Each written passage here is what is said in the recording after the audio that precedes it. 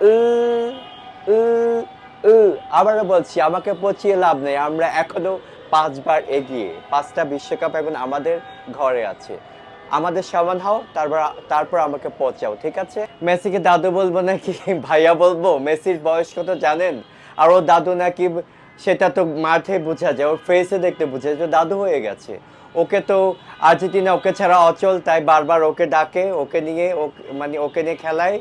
ওই ও একমাত্র ওদের ভরসা। এই দাদু বয়সেও বৃদ্ধ বয়সেও সে খেলা করছে। হেক্সে মিশন কমপ্লিট হোক বা না হোক সেটা আমাদের কিছু আসা যায় না। ব্রাজিল ভালো খেলে, ভালো খেলবে সামনেও। এবং ব্রাজিল তো আর 2 নাম্বারি করে টাকা দিয়ে ফিফা কিনে ফেলেনি, সো ব্রাজিল এই কারণে হেরে গেছে। বুঝতে পেরেছেন? সামনে ভালো খেলবে, সামনে আর হয়তোবা চোরামি করা হবে না। পিওর যদি জাজ হয় তাহলে সামনে ভালো খেলবে।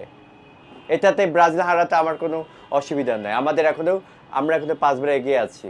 আমি আগেও বলছি, এখনো বলছি, ফিফা হচ্ছে এবার আর্জেন্টিনার দালাল। সেদিন প্রমাণিত হয়েছে যেদিন মিশরের সাথে আর্জেন্টিনা মিশরের সাথে খেলা হয়েছিল। এবং প্রথমে মিশর খুব ভালো খেলেছিল, এরপর কেন তারা খারাপ খেললো, এটাতে প্রমাণিত হয় যে তারা ঘুষ খেয়ে।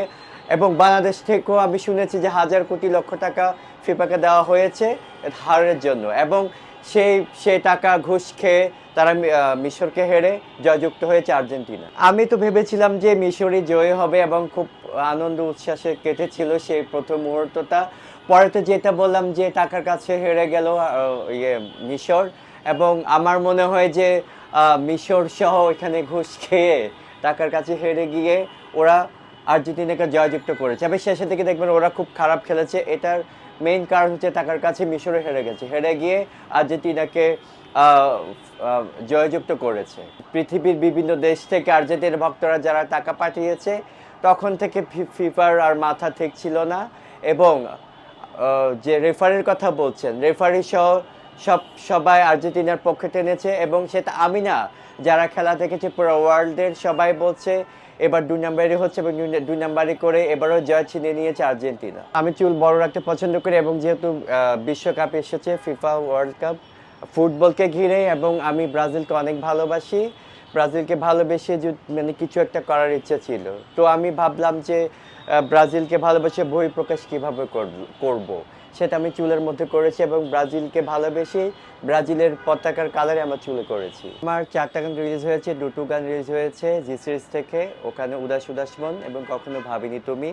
আমার সঙ্গে কোয়ার্টিস্ট ছিল ফারজানা সিলভিয়া। এবং আমার একটা মিউজিক চ্যানেল, ইউটিউব চ্যানেল আছে, সেটার নাম এসআর মিউজিক স্টেশন।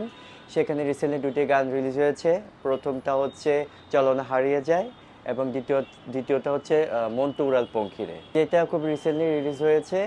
এটার কথা সাবিনা রুবিন, আর সুর করেছে অপু আমান। আর চলো না হারিয়ে যায়, আমার গলা ভালো না, আমার জ্বর, তো আমি চেষ্টা করছি। চলো না হারিয়ে যায় আকাশ সাগর নীলিমায়, ভালোবেসে দুজনায় এই একা নিরালায়।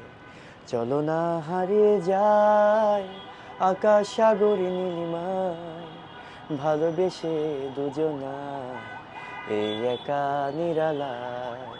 হৃদয় আলোর নিশিমি শূন্যতায়, হাত রেখে হাতে, চোখ রেখে চোখে, ভালোবাসব শুধু যে তোমায়।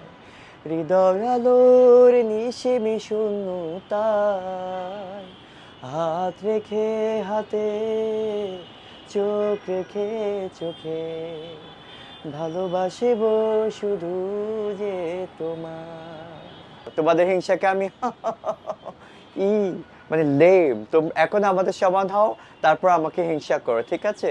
ব্রাজিল এবং নরওয়ের খেলার মধ্যে সেদিনও ব্রাজিল জয় হয়েছে, কিন্তু এই যে বললাম টাকার কাছে হেরে গেছে। এবং টাকা খেয়ে আর্জেন্টিনা, টাকা খেয়ে রেফারি এবং পুরো ফিফা নরওয়ের দিকে টেনে এবং ব্রাজিলের জয়টা ছিনিয়ে নিয়েছে। এখানে আমি আবারও বলছি, এবার ফিফা আর্জেন্টিনার দালাল, এবং এবার যে কোনো মূল্যে আর্জেন্টিনা অলরেডি অপ্রকাশিতভাবে কাপ নিয়ে নিয়েছে অলরেডি।